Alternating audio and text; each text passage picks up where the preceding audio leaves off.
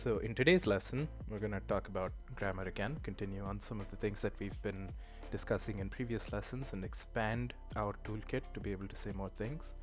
We're going to talk about counting in Japanese, which is infamously something that English speakers struggle with learning, but yeah, beginning to understand how things are counted in Japanese are going to go a long way in understanding Japanese sentences. And then finally, we'll talk about time. So we discussed dates last week. We're just going to start talking about the time of the day to go along with the dates so that you can refer to very specific times. And there'll be some supporting grammar to go along with these so that you can form sentences, and we'll see the concepts in context so that hopefully you'll be able to remember them. So the first thing that I'm going to introduce, this is not really grammar, it's probably something that you've noticed more than anything. It's a common way to just end sentences. I've called it the ending particle. I don't think there's necessarily a formal name for it. It's just saying ne at the end of a sentence, and it acts like the equivalent of the English isn't it or right, sort of changing the tone. So I guess if you think to Yago, for example, in the interview with Coco, he was constantly responding, "Hai, so this ne," that ne at the end. That's all it is. And so you can pretty much freely attach this to the end of any sentence that is not a question, and it should be fine. The politeness level of the sentence doesn't matter. It can be very formal and you can still attach this to it, or it can be extremely casual and you can still attach this to it. So I have an example. So, 今日は1日ですね. And then the response is, "Hi, so this." So, 1日, hopefully you remember from the previous lesson, although I have it here in kanji, so that's your little trick, is the first of the month. So, you have question, but it's not really a question. It's more like asking for confirmation rather than a full-on inquisitive question. And you're saying, "Today is the first, isn't it?" And then the answer comes back, "Yes, it is." So that's what this ne is doing. It's sort of, I guess, looking for confirmation more than anything else. And you can just throw it at the end of a sentence pretty freely without worrying about anything. So very common, you'll hear it a lot. So now that I've mentioned it, you're probably going to notice it.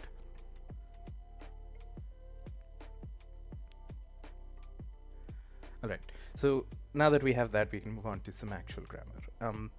So probably something that you will need a lot, especially if you do visit Japan, is going to be able to ask for things. Most commonly if you're ordering food, which is most of the examples that I have, but it could be anything that you need. You'll need to ask people for things, and learning this first is going to be probably some of the most useful things to learn if you ever end up in Japan and there's not someone who can translate for you. So we have a few words, some vocabulary. So, and I've given you the kanji just because you don't need to know them right now. We'll cover them eventually, but they're there for you for fun, or because when I write it out in kanji, sometimes patterns emerge and those help you remember them. So the first word is ikura. Ikura is a question word that means how much. So that's the first word, ikura. We have mizu. Mizu means water.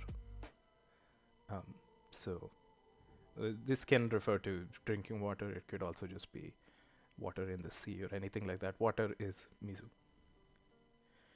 Next is enpitsu. Enpitsu is pencil. So enpitsu. Then you have otsuri. Otsuri is change. So it's the change you get back when you have a financial transaction. And this kanji specifically has two parts. This first part is money. So that's your trick to remembering that. The next one is maru kudasai. So kudasai is something that you'll attach at the end to indicate please. it's not something that you would just have on its own. So it would usually come after something, which is why I have it like this. There is a kanji version for this, but I was actually reading some discussion today about how the kanji version for this is disappearing, which I found interesting. And then a slightly more formal way, although both are pretty polite, is rather than saying maru maru kudasai, you could also say onegai shimasu, which you might remember from the greetings we covered. Yoroshiku onegai shimasu. This is the same, onegai shimasu. So, how often can you expect to see the kanji versus the hiragana? So that's a good question. It depends on the context. So where you're seeing this written, and then more frequently than that, even what it is that the kanji is being used for. So what I mean in terms of the context is that on the internet, because you're typing in through a keyboard, it's going to be just whatever is the fastest to enter, or the slang version, whatever's easy to read. So for example, words like kawaii, you're going to see written out in hiragana, even though there is a kanji for it. Same thing with kudasai, where it's just easy to type it in hiragana, that it has become common. And then now that it's become common, people might even start to forget the actual kanji for it and just stick to the hiragana version. Kudasai is another one.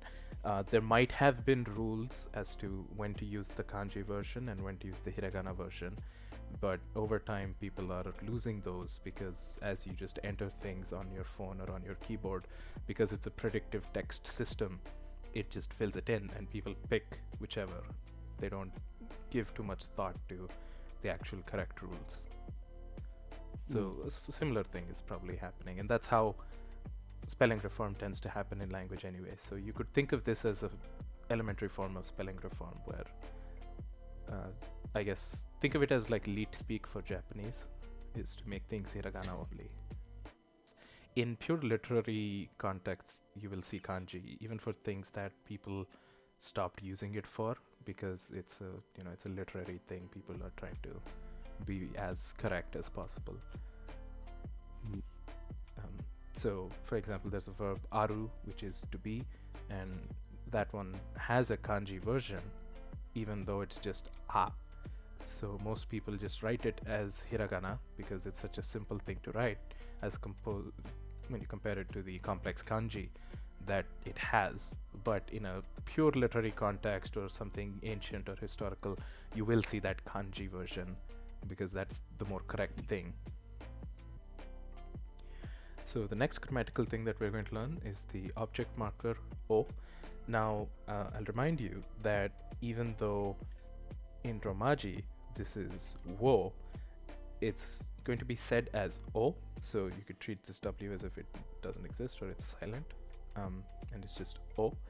And the other thing is that this particular marker is only going to appear for a grammatical reason. It's not used in words. So, the way that you're going to see it, there's a couple of ways that you're going to see it. This is one of the first ways that you'll see it. And so it's a object marker to represent something that you're requesting. So you have an object, then you have o, and then you have a request word.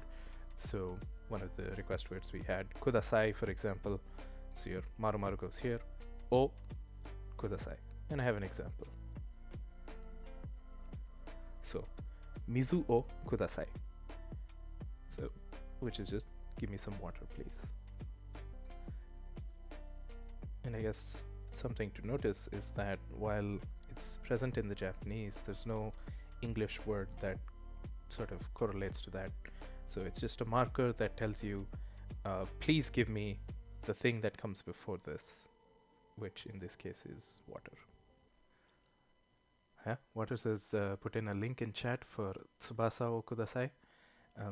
So yeah, see how as you're beginning to pick up small grammatical things, then content that you've been consuming that has Japanese words in it is going to start to make sense to you, and you're going to begin to automatically recontextualize things that you already knew, and that's going to help you remember some of the things that we're encountering now. So in that way, being fans of Japanese media is going to be very helpful to you when you're learning Japanese, particularly for us as Hololive fans, we're going to see this a lot. So that's a good thing. I have another example. This time I'm using onegai shimasu instead of kudasai. So, enpitsu o onegai shimasu. And that's, could I please have a pencil? Now, I do want to mention that while this is probably the correct way to say it, this O can be omitted when speaking quickly. So you could just say mizu kudasai, although it's not the most polite way to say it. But so right now, because we're learning the what's called polite form for Japanese, it's probably better to use it. Soon we will learn plain form, which is sort of the casual way people talk to each other normally, and that's going to be the form that you hear most often in Hololive streams. But because it's a little more complicated than this, that's why I've chosen to teach this one first. Also because this is the one I learned first, so in that way it's more familiar to me. Yeah, I saw that the O and O were put together, so would they be voiced separately, or would you sort of slur them together? So would it be enpitsu o onegai shimasu, or would it be like enpitsu o? It, I guess, would depend on if you were taking a breath for a pause. So I'd mentioned before, you, when speaking, want to take your pauses after certain particles, things like this. So after a topic marker or an object marker, something like that. That's the most natural time to take a pause. So if you're going to pause in the middle of this sentence, then it would be enpitsu o onegai shimasu. But if you're not going to pause, then I don't think it's unnatural to slur it together and then just go enpitsu o onegai shimasu, and you wouldn't notice it. Okay, that makes sense. Yeah. Yeah, I wasn't sure if it was like required that the O be separate. No. And in fact, probably one of the difficulties for us when we're listening to native materials is going to be the fact that things get slurred together, and so we don't pick up on the fact that certain things that we'd expect to be there were there, and they were just not clearly, I guess, because they were not enunciated, we didn't hear them, so we're a bit lost because we're looking for those grammatical markers to help us out and we didn't find them. Okay, so the next grammatical thing that we're going to learn is the inclusion marker mo. So mo replaces wa or ga in the sentence. So instead of your topic or subject marker, you're going to use the inclusion marker mo. And the reason you would use it is this is in a follow-up to something else. You want to include this also, right? So you could think of it as having the same role as the word also or to from English.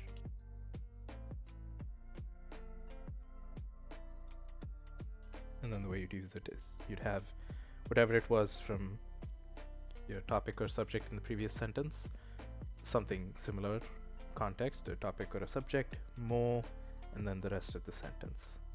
Here is my example. So first person asks, "Nani ga suki desu ka?" And the response is, and this is katakana, so don't worry about it. It's banana ga suki desu, ringo mo suki desu. So first person is asking, what do you like? And the response is, I like bananas. I also like apples, or I like apples too. And that's how you would use this inclusion marker. There's a couple of other ways you could use it, but this is like a very clear example of how, rather than this ga, which you had here, this changes to mo to say, and this. So what I have here is a example conversation of two people that go to a restaurant and they converse with the waiter and then have a discussion. And it's going to incorporate some of the vocabulary that we'd covered and some of the grammar that we've covered. I'll give you the translation right now, just so that it's easy for you to follow along as we go. But so there are 3 speakers. A is the waiter, B and C are the 2 people who've gone into the restaurant, right? So the waiter comes up to them and asks, "Nani ga ii desu ka?" Which, if you look closely, "Nani ga ii desu ka?" "Ii" is good. So the literal translation is "what is good," but it's actually the way that the waiter would ask you, I guess, what looks good to you, as a way to say, what would you like to order? So the first sentence is "Nani ga ii desu ka?" So the first customer says, "Robusta to beer o kudasai." So I would like lobster and beer, please. And then his friend responds with, "Boku mo beer kudasai." So boku was one of the ways to say I or me, and then the mo for the inclusion marker, because his friend said that he would like a beer, friends, then the speaker C is saying, "I would also like a beer, please." And that's where you would use mo. So then the first customer asks the waiter, "Ikura desu ka?" How much is it? Waiter responds, so 1600 yen. I'll try to, if you remember, is 1600 yen, right? So 1600 yen desu. It's 1600 yen or 1600 yen. So then speaker C is probably not paying too much attention and then asks, "Ikura deshita?" How much was it? If you remember, we did cover past tense a little bit, changing this to deshita. So speaker C asks their friend, "How much was it?" because they weren't paying attention. And so then it's "Ikura deshita" instead of "Ikura desu." And notice, a couple of things have been dropped. The O has been dropped. The ka has been dropped. So C is speaking a little more casually. Then B responds to their friend that it is 1600 yen deshita. So it was 1600 yen. And then C, probably because that didn't seem too expensive, then responds with, "Boku mo pizza ga hoshii desu," which is, "I would also like a pizza," or "I want a pizza." Probably the most interesting things would be, apart from seeing this conversationally, is how C drops some of the topic markers or question markers and other grammatical things that we've discussed, sort of to John's point earlier about, will we hear these? Sometimes they just get dropped because it's understood that it should be there. And as I've mentioned a couple of times, Japanese goes for efficiency. So you can drop things because it's understood that it should be there. And then for completeness, I do have this conversation in kanji as well, but you don't need to know what it says. So counting is infamous in Japanese for being more complicated than other languages. Basically what happens is, rather than counting everything with the same words, there are words for counting things based on its general shape or something about the object. And so depending on what object you're counting, use a different word to indicate what it is that you're talking about. It's a little useful in that sense that the number contains information about what it is that's being counted, which, considering that Japanese is contextual and drops a lot of things from sentences once they've been established, it helps re-establish that context without having to be explicit about what it is that you're counting. The downside is it's tricky for us as non-native speakers to remember all the different counting words. So it's a little difficult. It's just something that comes with exposure, and over time you'll hear them enough that you'll start to develop a feel for it, and you'll, more importantly, hear it frequently enough that I hope that you'll be able to remember them. The good news is that if you don't know which one to use, there is this one, the generic one. So if you are not sure of which one to use this one, and then they will understand what you mean, and then somebody will suggest a better counter for you if they're a native speaker or a more comfortable speaker. That said, there's nothing wrong with using the generic counter for objects that you're not sure how to count. And then apart from that, then there will be specific ones which will have general rules as to what sorts of objects you can expect to count using those. If you remember those very common ones and the general rule related around it, then you should do fine. So we can start with this one. So this one is the generic counter, right? And the generic counter, I'm going to follow the same pattern for the 4 of them that I covered today. You have the question to ask how many. In this case, it's ikutsu. And then you have the response as to how many there are. And I go from 1 to 12 because generally once you reach 11 and 12, that's the pattern, and it just continues from there. So we have hitotsu, futatsu, mitsu, yotsu, itsutsu, mutsu, nanatsu, yatsu, kokonotsu, to, ju-ikko, and ju-nikko. So the ko, this comes from a different pattern, and it's from the next pattern that we cover. So what you would do for numbers greater than 10 is you just have sort of the number plus the counter word from the next pattern that we're going to learn. But for the rest, they're generally ending in tsu, which comes from this tsu, ikutsu. Except for 10, which is to.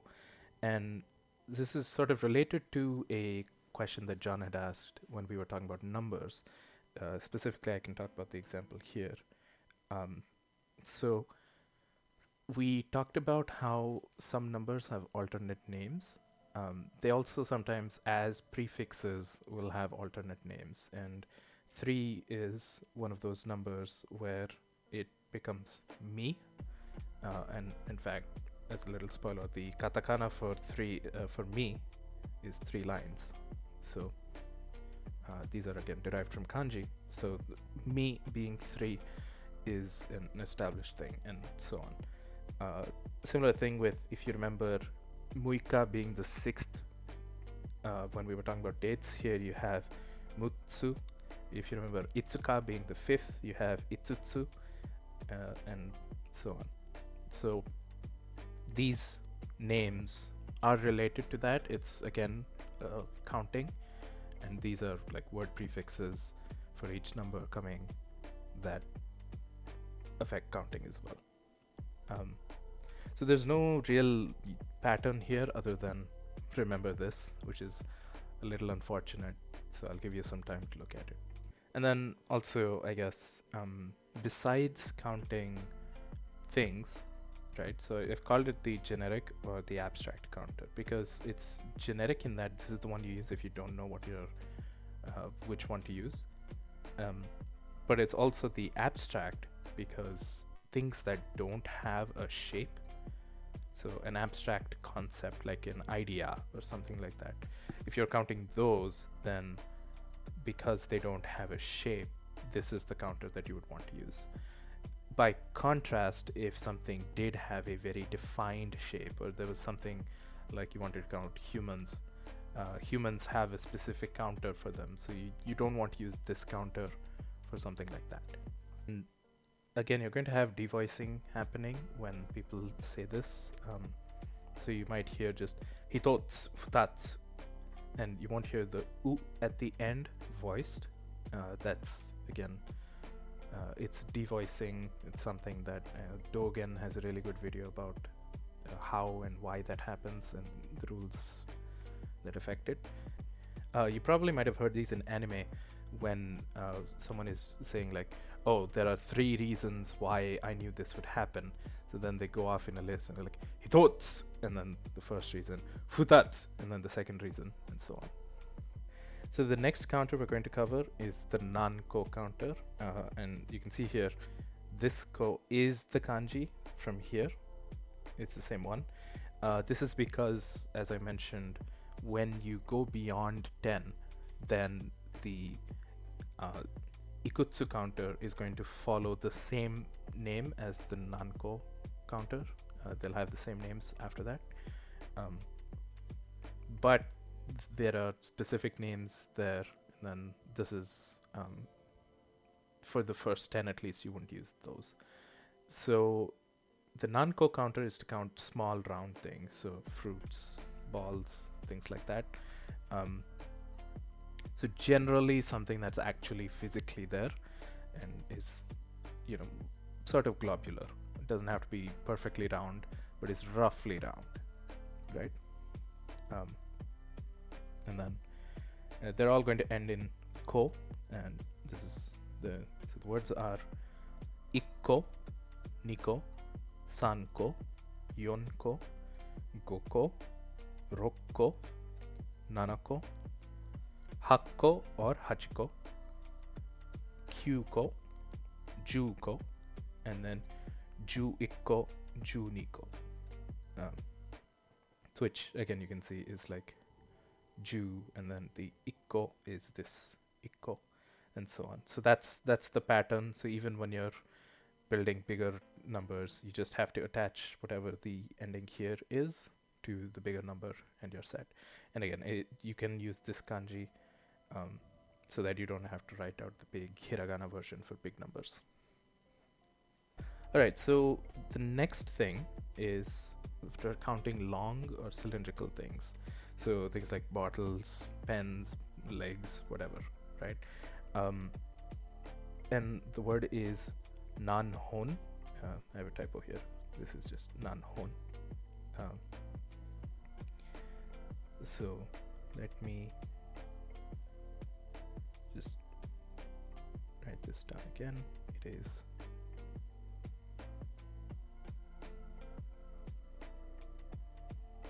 nanhon.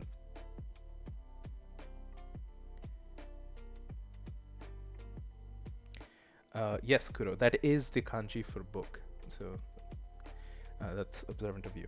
And it is essentially asking how many books. And then when you count things out, you're saying so many books. But it's not for books, it's for long objects or cylindrical objects. Japan is 2 books. Yeah. Well, it's not because, yeah, so it's not, right? I can talk about that once we go through these words. Another kanji homophone thing. Yeah. Okay. So we'll cover the words and then I'll come to that. So the words are ippon, nihon, which is confusing, but this is nihon, sanbon, yonhon, gohon, roppon, nanahon, happon or hachihon, kyuhon, juppon, then ju-ippon, ju-nihon, and so on, using the previous word endings that you have. And then I guess I can talk about nihon, right? So this nihon is 2 books, right? Versus Nihon, the country, and I guess generally talking about Japanese is like this. So this one refers to the sun, and this, while it is the kanji for book, it's also the kanji for the origin of something. And so this name sort of is the origin of the sun. And so when you consider that, it's like the land of the rising sun, that's represented in kanji this way. So it's logographic. It just happens to also be read Nihon, which gets confusing. Japan is not 2 books, it's the origin of the sun. But they're both said the same way. This is why sometimes people will emphasize when you're learning pitch accent, because sometimes the pitch with which you say it can help when you're speaking disambiguate which one you're talking about. We are not at a level where pitch accent is going to make a difference to how we sound, because we don't know enough Japanese to make our words sound natural, let alone then accent it correctly. So it's something that I think a more advanced speaker can start to dedicate time towards learning, and I'm not the resource for that. So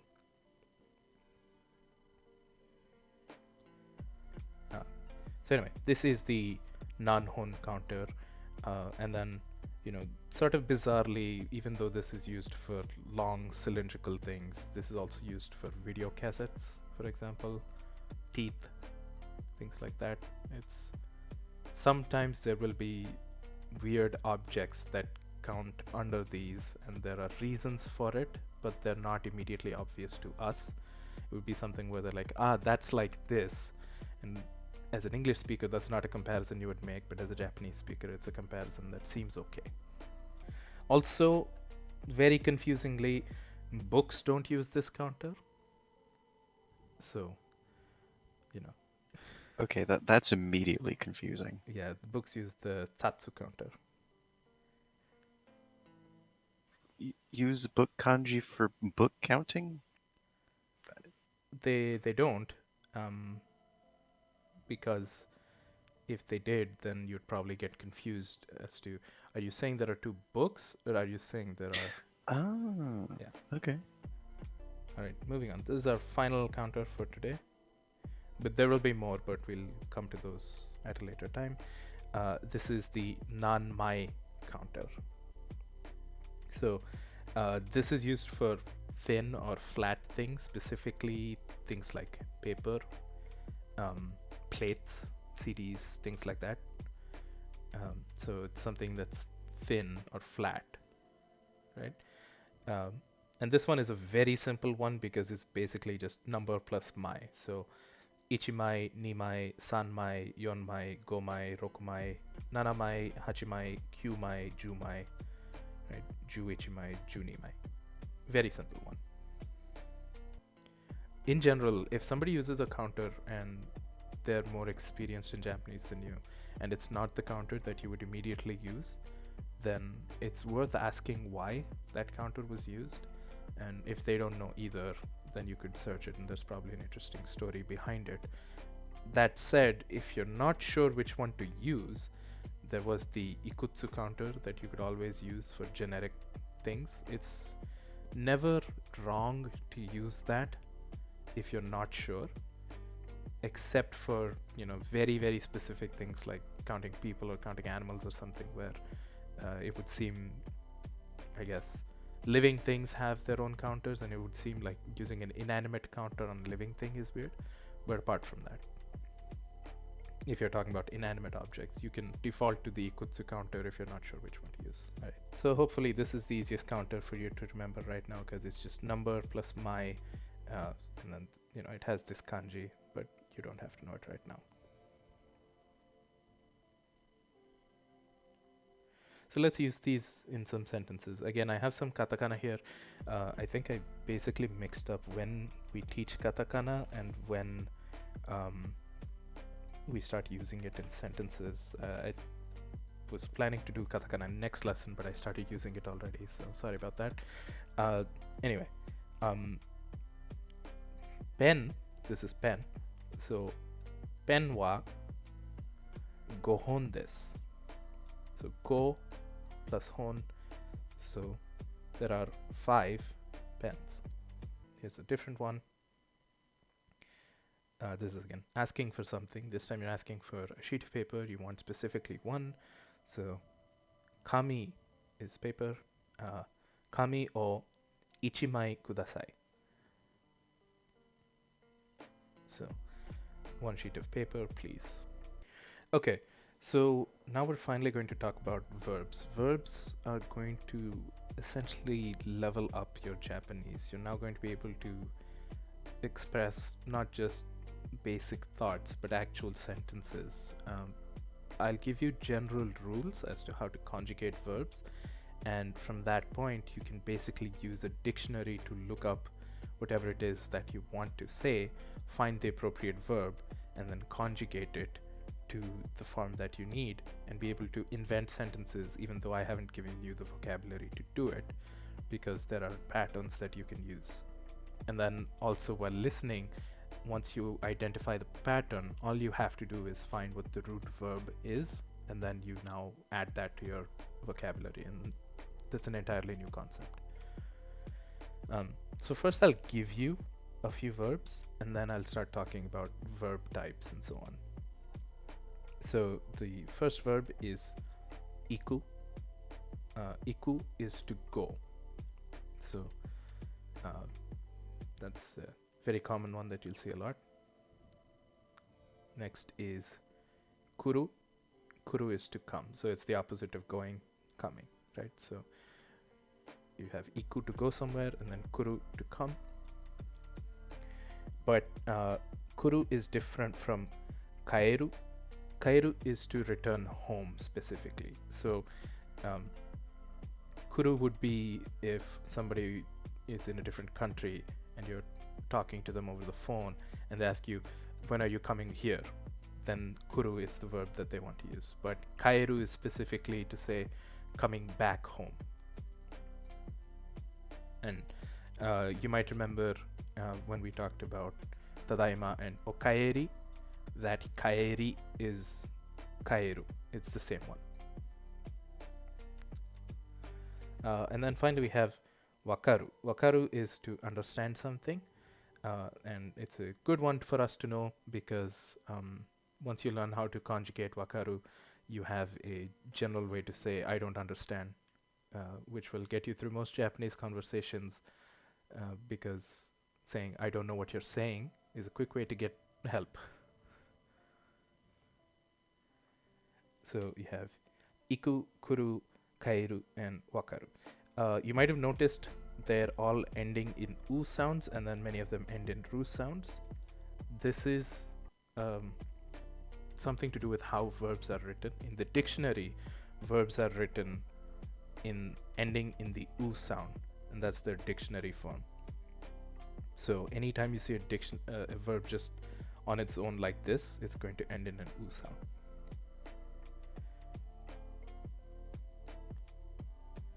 So we're going to talk about the types of verbs now, and there's two sort of nomenclatures for them. The more popular one is the one that you'll get from Take Him's Grammar Guide. This is how Japanese people learn verb types, but it's not the one that I will be using for a couple of reasons. The first is that George Trombley, he has a series called Japanese from Zero, which is what I used initially to learn a lot of Japanese concepts.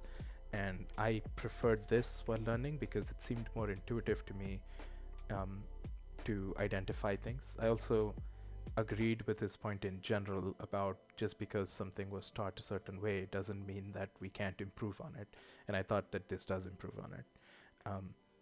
But if you want the traditional way and the one that there will be more resources for when you're learning, then I have included an explanation of how Take-Him teaches verb types.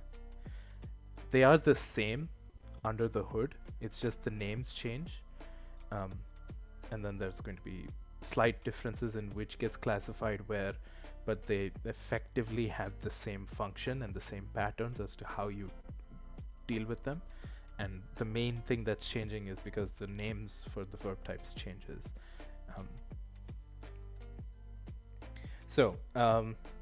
There's 3 verb types.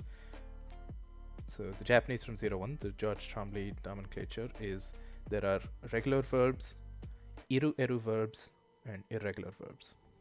So a regular verb is the default verb. It's where almost every verb in Japanese is a regular verb.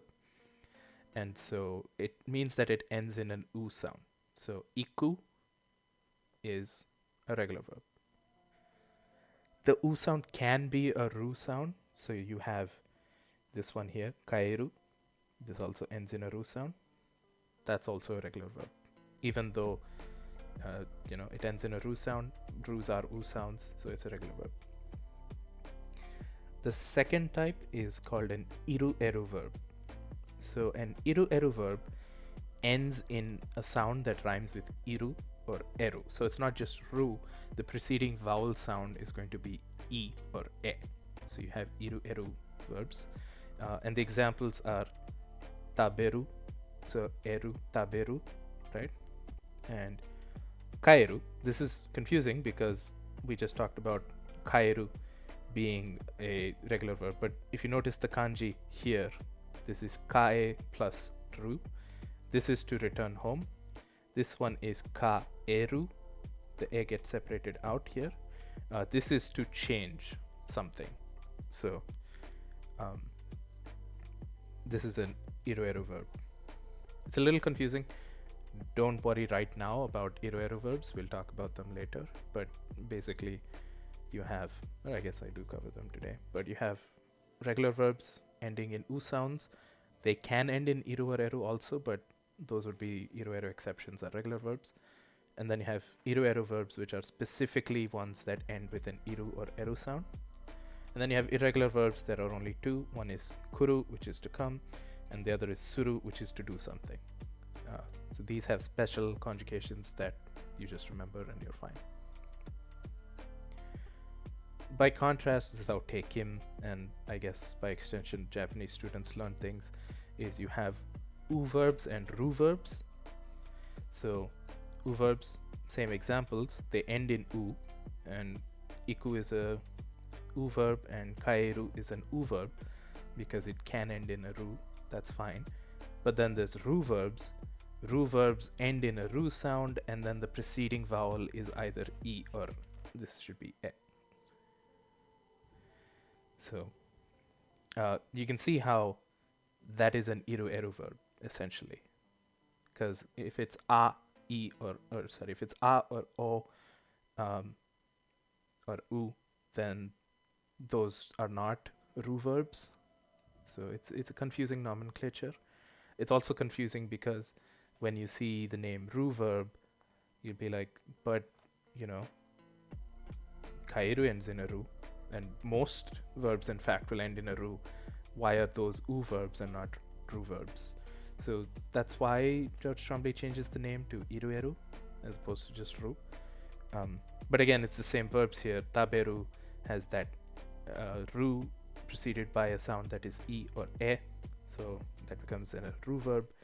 And then you have this kaeru, which again, this e sound, so it becomes a ru verb. And then the same exceptions, you have kuru and suru as before. So iru-eru.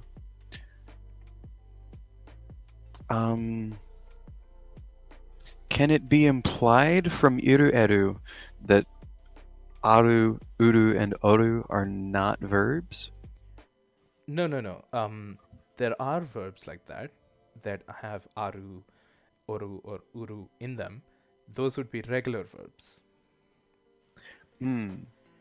And so only the ones that have iru or eru have a different pattern when you conjugate them. The ones that have a or u sounds before still follow the first pattern. And so George Trombley's reasoning is most verbs follow this regular pattern. Some verbs have an e or a sound. Those have a different pattern. And then there's two verbs. Those are weird. You just remember those. Versus the way that you learn in Japanese is some verbs are u verbs, some verbs are ru verbs. U verbs and ru verbs have different patterns. You have to remember whether it's an u verb or a ru verb. And then there's the two exception verbs, which are kuru and suru. They have their own pattern. Gotcha. So they're separated because of grammatical patterns. Yeah. Okay, that makes more sense. So I prefer this nomenclature because it's informative. There's the basic default verb. There's the iru-eru pattern, which is different for verbs that have an iru or eru sound. And then there are words like kaeru here, which are iru-eru exception verbs. If it's an iru-eru exception, that means it's a regular verb and it follows the base pattern. And then there's the two irregular verbs, as opposed to this is called the Ichidan Godan, I think. And then it's like if you have an exception verb, that means that even though it ends in a ru, it's an u verb, and so on, which is a little confusing to remember. It's why I prefer the George Trombley nomenclature, just because the category names are informative, but they mean the same thing and they're conjugated the same way, which is why I've shown you both. It doesn't matter which one you use. What matters is what's coming next. But I wanted to put this out there up front because it is a discussion that some people have, and I didn't want to just teach you one and not actually mention that the one that I prefer is actually very uncommon. Any other questions? This is not too important for you to know. The important thing to know is that there are verb types, and the different verb types will give you different ways to conjugate them. So when we're learning the polite form, which is what we're doing now, there's verb endings that you have to know that you attach to the end of a verb to conjugate it to imply the tense and the positivity or negativity of whatever it is that you're saying. So the good news for Japanese is that the current, present tense, and future tense have the same verb endings, and it's just implied from context whether you're talking about something that's going on or something that will happen in the future. And then the past has its own verb ending because the past happened. So for something that is happening or will happen, you say mas. So masu, so getting devoiced mas.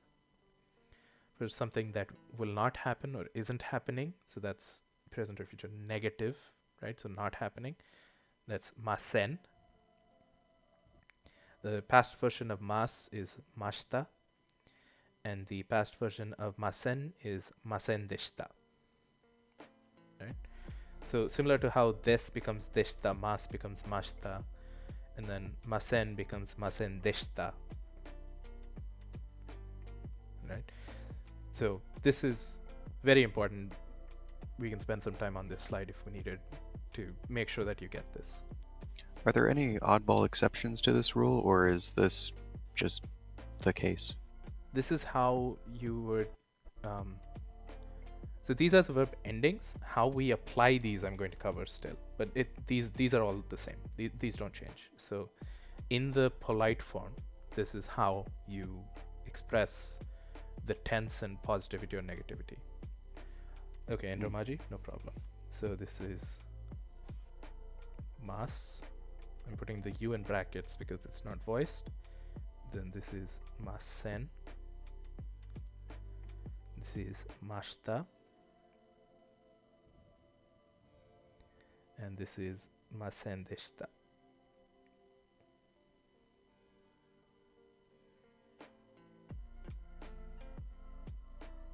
So these are the verb endings. Now let's talk about how to actually use them. So a regular verb, right, or what called an u verb, the way that you would conjugate it is you change the u sound to an e sound, and then you add the verb ending. Okay, and have an example. So let's take wakaru. Wakaru is a regular verb. You change the ru sound to a e sound. So wakaru becomes wakari, and then you add the verb ending. So in this case, if we're going to use the past positive, then we're adding mashita. So wakari mashita, not wakaru mashita, wakari mashita. You change the u sound to an e sound, and then you add the verb ending. And then as another example, we talked about iku being another regular verb. So iku would become iki, and then you add the verb ending. So ikimashita or ikimasu, ikimasen, ikimasen deshita. It's all the same thing. Iki plus whatever the verb ending is that you want to convey. And wakari mas, wakari masen, wakari mashita, wakari masen deshita. Right? So again, written that out. Wakaru becomes wakarimashita. Here it is in kanji form, you don't need to know it. Here it is in romaji. So you can see this u change to an e, and then you add this verb ending. And then to understand, because the u form is the dictionary form, so it's the verb that means to do something. So in this case, wakaru is to understand. When you conjugate in this way, this is mashita is the past positive, so it means it happened in the past. So understand becomes understood.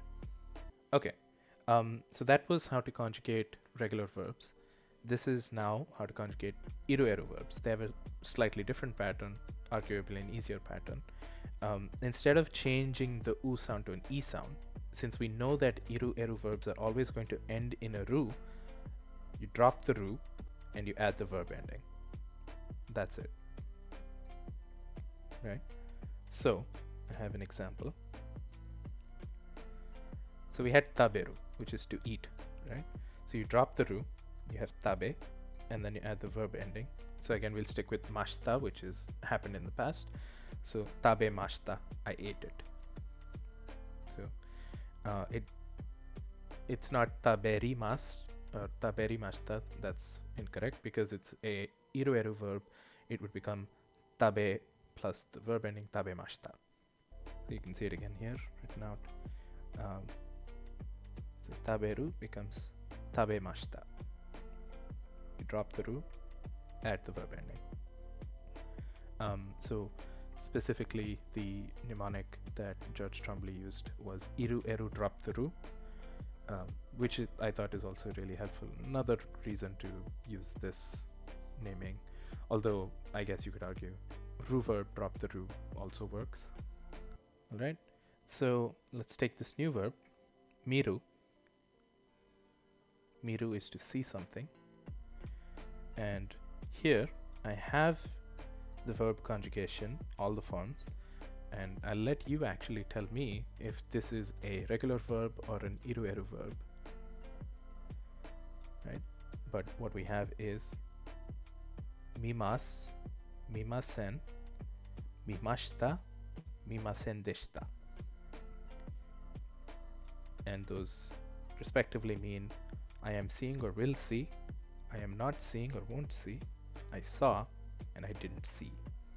Right? What else thinks it's an iru-eru verb? I would agree. This is an iru-eru verb. So hopefully you understand verb conjugation. So let's start to apply it. To start to apply it, we have to talk about some location or destination markers, because the verbs we talked about were iku, kuru, that's to come and to go. So probably the easiest way to start using them is to involve locations. So there's two location or destination markers technically. One is ni and the other is e. This is going to be in Romaji he, but you're going to say it as e. So the h is silent, and then this one is just ni.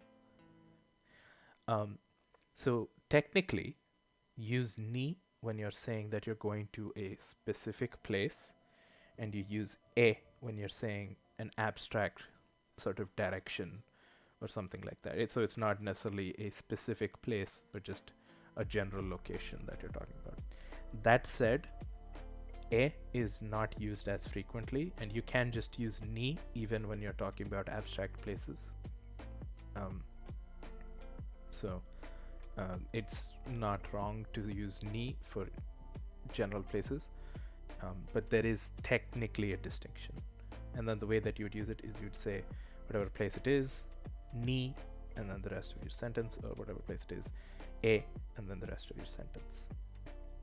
Tokyo ni ikimasu, which becomes I'm going to Tokyo. Right? So ikimasu we had just talked about, iku to go, so ikimasu is will go or am going. So you could also say this is I will go to Tokyo, but it's either I'm going or will go to Tokyo, and then just Tokyo written in hiragana here. This is the kanji version. Tokyo ni as in two or two words, depending on whether you're using ni or e.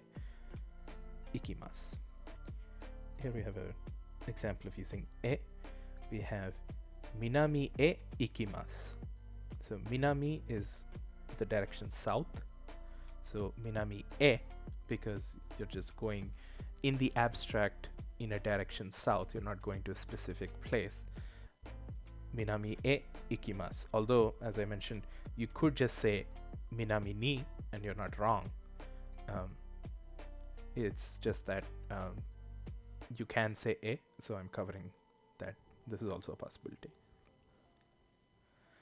You might also know that when people write letters, they will say whoever the person's name, e, and that is to so and so person, and this is the same one that they're using. So it's that I'm sending this to you, but they don't necessarily know the specific location that you're at. So they're in the abstract saying the place that you are is where this is meant to go. So let's use another example.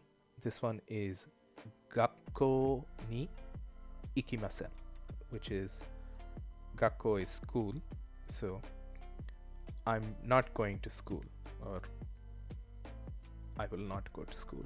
Both are correct. Although, please do go to school. I guess you're here, so this sort of counts. Gakko ni ikimasen. Now we have ginko, which is bank. Ginko ni ikimasen deshita. I didn't go to the bank. So apart from just being a destination marker, ni can also be a time marker to say that like on this time or at this time. So it can mean going to this place. It can also mean in or on, whatever the correct English translation would be. But it's the same marker. It's just that in Japanese you can use it both for the time and the place to say I will be going here at this time. It's sort of the same idea. So the usage is the same. Instead of the place you have the time, ni, and the rest of the sentence. So you use it exactly the same. So I have an example. This is Sangatsu, which was third month, so March. Sangatsu ni ikimasen deshita, which is I didn't go in March. Right? So you notice how the usage is exactly the same, but instead of referring to a time or a place, you're referring to a time. You can't use e this way, just ni. But yeah, and then the translation in here, but you can also use whatever is the most appropriate for English. We always want to, as I said before, try to translate in the most natural way possible rather than the most literal translation. So in this case, I didn't go in March, but if you had a specific date, then you would probably say I didn't go on whatever the date was, or so on. So here we're going to combine the two, right? So here we have kyonen. Kyonen, if you remember from last lesson, was last year. So kyonen no gogatsu, gogatsu 5th month, March. Kyonen no gogatsu ni chugoku, chugoku is China. Chugoku ni ikimashita. So put it all together. Kyonen no gogatsu ni chugoku ni ikimashita. And that is, I went to China in May of last year. And I think this kanji sentence really demonstrates how these grammatical particles are going to be found. So these remain in hiragana, and they separate out your kanji. And that's sort of the niceness of when you use kanji. These things staying in hiragana will clearly show you the grammatical context. So this is also, a good example sentence where you have two ways to use ni. You have it here as the time marker where you're talking about March, gogatsu ni, but then you have it here when you're talking about a place, China, chugoku ni. So here's a big sentence, scary sentence, but if we break it down piece by piece, you'll see that you actually do now have enough grammatical background to understand this big complex sentence. So we'll go part by part. I'll read the whole sentence and then we'll split it up. So, Rainen no natsu ni Tokyo ni ikimasu. Demo, Okinawa ni wa ikimasen. let's break it down. Rainen is last year. Rainen no Natsu is the summer of last year. So, the summer of last year. Ni. Tokyo ni. To Tokyo. Ikimasu. I went. Or sorry, I will go. So, I will be going to Tokyo in the summer of next year. Right? Demo. This is the but connector or adjunction. So, demo. Okinawa ni wa. So, this is just Okinawa ni, but then you can add this wa for emphasis. So, treat it as Okinawa ni ikimasen. I won't go. So, I'll be going to Tokyo in the summer of next year, but I won't go to Okinawa. Right? So, this big, complicated idea that you're now able to put together with all the grammar that you've learned so far. So, now we can start to talk about time. So, time, we have some vocabulary first. We have nanji. Nanji is asking what time. You have, this is katakana, it's arubaito. It's a German word that means part-time job. You might even just hear baito. So arubaito or baito comes from German. And then you have yasumi, which is break or a vacation or a day off. So oyasumi, yasumi, similar thing. And this ji in nanji, you see it here in the hours of the clock. So you can sort of think of it as the same thing as the whatever o'clock as you have in English when you're talking about the time. So when you're talking about the hours, it's just the number plus the clock. So you have ichiji, this is a copy pasting error. This is niji, sanji, yoji, goji, rokuji, shichiji, hachiji, kuji, juji, juichiji, juniji. Those are your 12 hours of the day. The hours of the day are number plus ji. Again, this is where kanji helps a lot because it disambiguates. Since there's not many unique sounds in Japanese, a lot of words will sound similar, and kanji help therefore disambiguate, at least in the written form. And then pitch accent helps them when they're speaking, but that's not something we're going to talk about now. Alright, we have the minutes. The minutes are basically fun. I don't have it here, but yeah. Fun. That's what this kanji is. So, ippun, nifun, goppun, sanpun, yonpun, gofun, roppun, nanafun. There's happun or hachifun, kyufun, and jupun or juppun. So again, this is another example of handakten being added because fun being combined with the word before it tends to do that. It's a general rule you'll notice is that when a certain type of consonant appears attached to a different word and then dakten can be placed, then sometimes it will be, depending on what's preceding it. Gofun and jippun, if you have seen the Ochame Kinu, this is Mel's line in the Hololive chorus version of it. Gofun, yeah, jippun, right? I think that's her line. Matete, which is, wait for me, 10 minutes.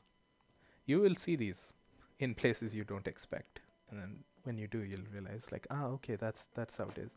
And then just remembering 5-10 minutes, you might remember then the pattern for all the others is basically number plus fun. You might see it romanized as hun. You might even hear it as hun depending on who says it, because if you remember, the fun is just hun, but modified because of sounds.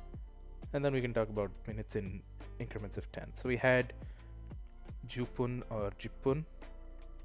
Just add the number in front. So ni, san, yon, go, right? So ni jupun, san jupun, yon jupun, go jupun, roku jupun, hana jupun, hachi jupun, kyu jupun, and then hyappun for 100.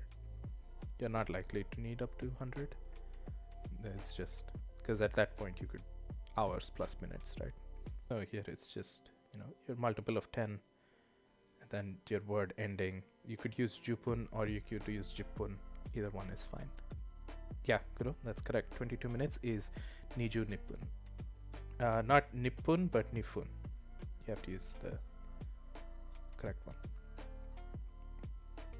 Yeah, this is where kanji sort of lets you cheat a bit, because if you know the kanji, then you don't need to know the reading. You can just say this, right? And then say done.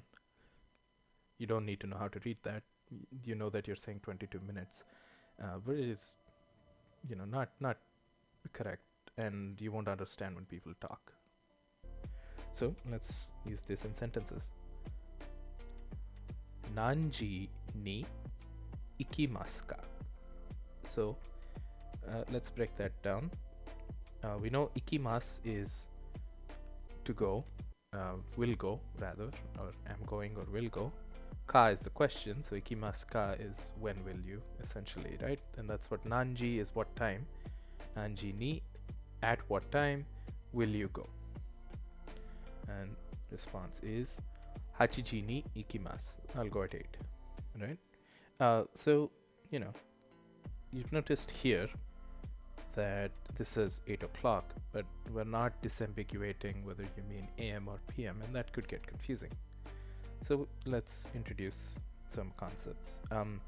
You have ban. Ban just means 30 minutes, right? So it's half, essentially. So in this case, attached to something, it would be read as ban because dakten.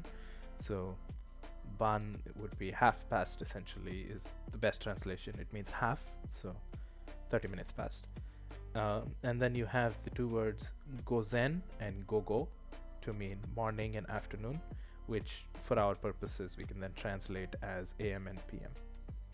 Let's use arbaito, which was the part-time job that we talked about. So arubaito wa itsu desu ka? Itsu, remember, was a general when, so we don't have to necessarily ask nanji. Nanji specifically carries the connotation what time. Itsu is a general when question. So arubaito wa itsu desu ka? And then ashita no gozen 9時半 or 9時半 desu. So when is your part-time job, arubaito? And it's tomorrow at 9:30 a.m. because you had gozen to say a.m. So in the morning, QG 9:30 ban, 9 ban. The ban is half past, right? So this one here. So it's essentially, it's like whatever 30, right? So gozen QG is 9 a.m. and then the ban says 9:30 a.m., half past 9. I guess Brits might even say half 9. That's probably the most literal translation you could use. All right, the last grammatical concept we're going to cover for today is the from until. So kara made. So kara is from or since, whatever is most appropriate in English, and then made is as far as or until. So these could refer to times, they could also refer to places, both of them. Similar to how we talked about ni could be for a time or for a place, you're allowed to use both. Same thing here, kara and made, you can use it with a time or a place. So the way that you would use it is you'd have your time and place kara, and then your time and place made. So from this place till this place, or time. Let's try a sentence. Shigoto means work. Shigoto wa itsu made desu ka? So made would mean until. So it's until when do you have to work? And gogo hachiji made desu. So gogo hachiji is 8 p.m. 8 p.m. made is until 8 p.m. And then since the question was itsu, It doesn't have to be a time. So the person C is responding with Raishu, which is next week. No, Mokuyobi. Mokuyobi was Thursday. Made desu. So when does your work end? 8 p.m. for the first person. Next Thursday is a different. So you could respond a couple of different ways. So this kara is the same kara in the full name for ReZero. The Japanese name for ReZero is Zero Kara Hajimeru Isekai Seikatsu. Hajimaru, you might, or Hajimeru, sorry. Hajimeru is to begin. It's a verb. So Zero Kara Hajimeru is to begin from zero, right? And so beginning from zero, Isekai is world or other world, Seikatsu story. So a story in another world of beginning from zero. That's the full title, and you now have all the Japanese grammar to understand what it means. So if you just had the vocabulary, you'll be able to understand the whole thing. So next lesson, we'll cover katakana, which is the second of the 3 Japanese writing systems that don't use an English script that we'll be learning. Once you've learned katakana, you will primarily, the biggest advantage for us is going to be when you watch a HoloLive stream, you will be able to read the names of the game that they're playing, or you might be even able to read onomatopoeia or things like that that they might use. It's also used sometimes to emphasize a word, even if it might be written in hiragana or kanji. By writing it in katakana, you get to really, it's like writing something in italics or bold. So katakana, very helpful. And then we'll continue to learn some more grammar. And I will try to, for next lesson, get some clips or song lyrics so that you can, in context, begin to apply this knowledge and have it stick in your head. Thanks for coming, everyone. Definitely revise the verbs over anything else if you had to pick and choose. And we'll see you all next time.